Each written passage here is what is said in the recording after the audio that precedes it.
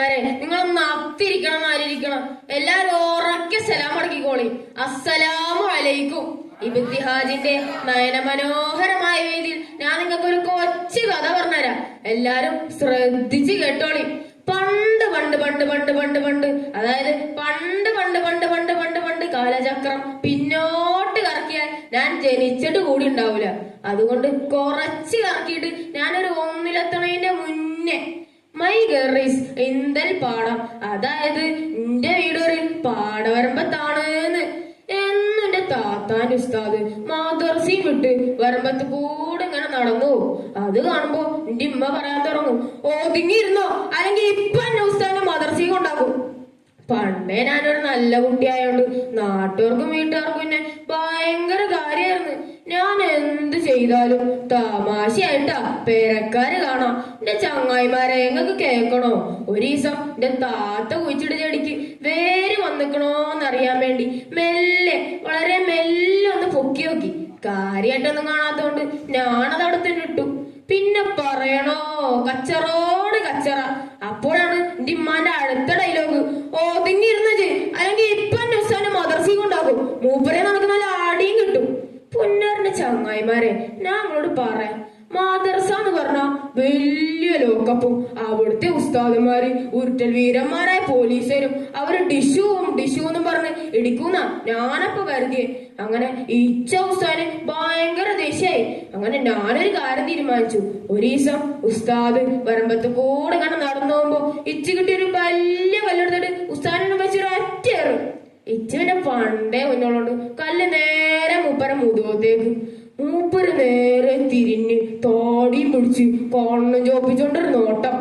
ഇത് കണ്ടതും ഞാനൊരു ഒറ്റ ഓട്ടം മൂടിയിട്ടേ പിന്നെ അവിടെ പുല്ല് പോലും മുളച്ചിട്ടില്ലെന്നാ ചരിത്രം പറയുന്നേ. അമ്മാരി ഓട്ടനെ ഞാൻ ഓടിയേ. എന്റെ ചങ്ങായിമാരെ, ഞാൻ എന്നെ തന്നെ നോക്കുകയാണെന്ന് നിങ്ങൾ കരുതരുതിട്ടോ. അങ്ങനെ വൈകുന്നേരം പേടിച്ച് അടുക്കള ഭാഗത്ത് കൂടെ ഇങ്ങനെ കേറുമ്പോ പുതൊന്നും പറഞ്ഞ മുതുകുമ്പുറത്തേക്ക് അടി.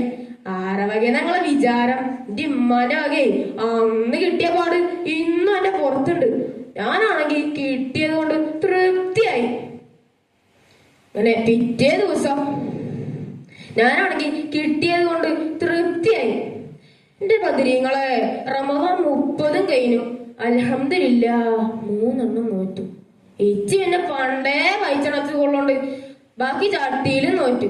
ഈ പെരുന്നാളൊക്കെ ഉഷാറായി. 6-ാം നോമ്പ് മുഴുവൻ ബിരിയാണി നിന്ന് മടുത്തു. പിറ്റേ ദിവസം എന്റെ ഇപ്പ വലിയ പാക്കറ്റ് ബിസ്ക്കറ്റുമായി വന്നിക്കണം. ഞാനാണെങ്കിൽ ഇതെങ്ങനെ ഒറ്റക്ക് തിന്നീർക്കുന്നുള്ള ചിന്തയിലും. അങ്ങനെ പിറ്റേ ദിവസം സുബൈക്ക് ഒരു കച്ചിൽ ഇന്നേം മറ്റേ കച്ചിൽ ബിസ്ക്കറ്റും പിടിച്ചോണ്ട് ഒരു പോക്ക്. എങ്ങടാന്നാ നമ്മളെ മദർസിക്കേ നമ്മളെ താടിക്കാരൻ ഉസ്താദിന്റെ അടുത്തേക്ക് നേരെ ഓഫീസ്ക്ക്. അവിടെ നമ്മളെ താടിക്കാരൻ ഉസ്താദ് വീരപ്പനെ പോലെ ഇങ്ങനെ ഇരിക്കണം. എന്നെ അകത്തേക്ക് വിളിച്ചു. എന്തോടാ എന്റെ പേര്? സുബ്ഹാനല്ലാഹ്, പേര് മറന്നല്ലോ. മുഹമ്മദ് റിസ്വാൻ. അപ്പോഴത്തെ അവസ്ഥയെ നിങ്ങക്ക് കേൾക്കണോ? 1-നാണോ 2-നാണോ മുട്ടിയതെന്ന് ഇച്ചെന്നെ അറിയില്ല. കണ്ണിലൊക്കെ ആകെ ഒരു പൊകട്ട് മൂടല്.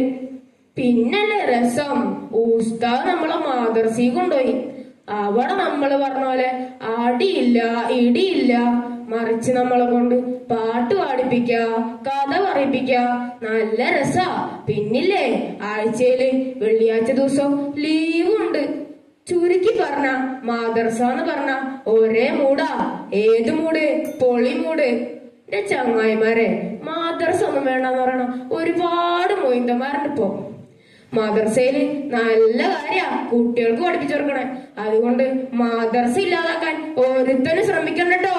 എന്നാ ഞാൻ പോവാ. ശരിയെന്നാ, അസ്സലാമു അലൈക്കും.